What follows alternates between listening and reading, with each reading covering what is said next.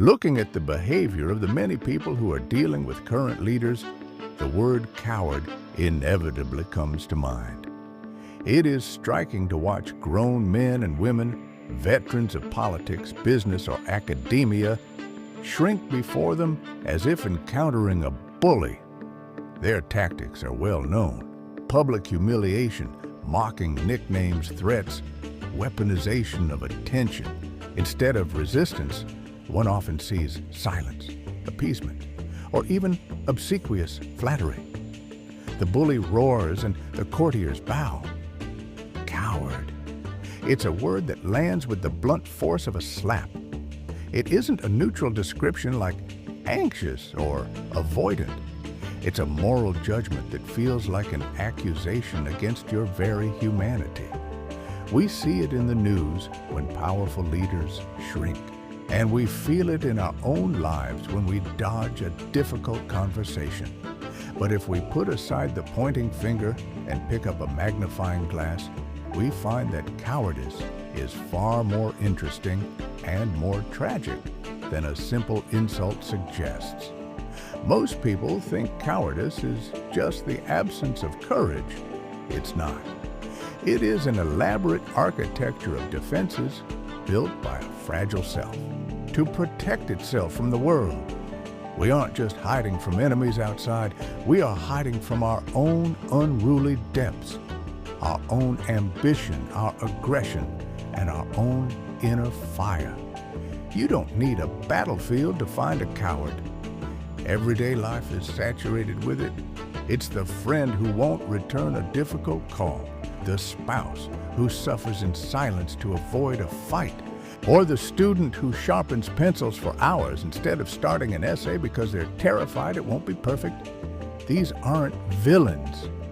They are just humans whose anxieties have exceeded their capacity to act. There is a profound absurdity to cowardice. It is the psychological equivalent of hiding under the bed while the house is on fire. You feel safe for a second, but you're doomed all the same. In trying to avoid the death of a small rejection or a momentary conflict, we stumble into a life half-lived, a narrow corridor of self-imposed limits.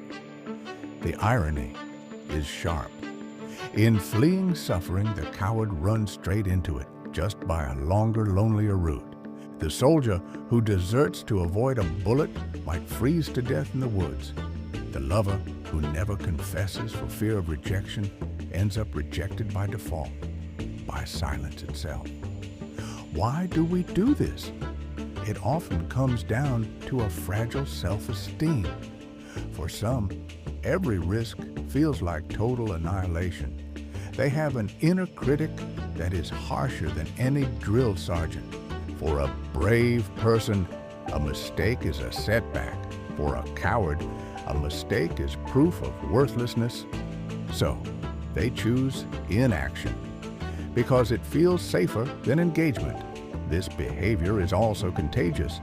We see it in organizations where a room full of brilliant leaders will applaud a decision they privately hate because no one wants to be the nail that sticks up.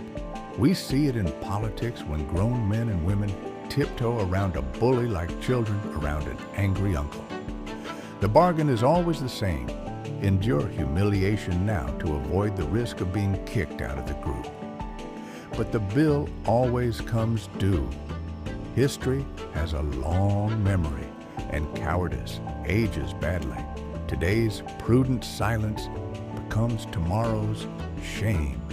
When the threat is finally gone, when the bully leaves the stage, the coward is left with a legacy written not just in what they did, but in what they failed to do.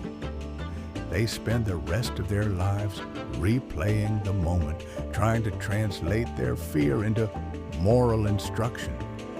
But the excuses always ring hollow. So, how do we move forward? The goal isn't to turn everyone into a hero overnight. It's simpler than that. We need to stop being so terrified of our own pulse.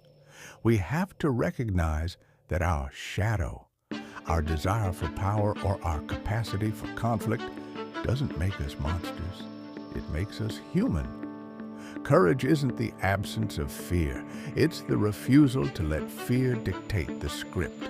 Every life requires a confrontation with the unknown. To avoid it entirely is just rehearsing your death in advance. At the end of the day, cowardice is the voice of the unconscious whispering, "Why risk everything when we can survive on crumbs?" But crumbs don't sustain us for long. Only when we step forward, trembling, stammering, and awkward, do we actually start living. To risk the wound is the only way to be open to the joy. The thing we feared was never the world outside.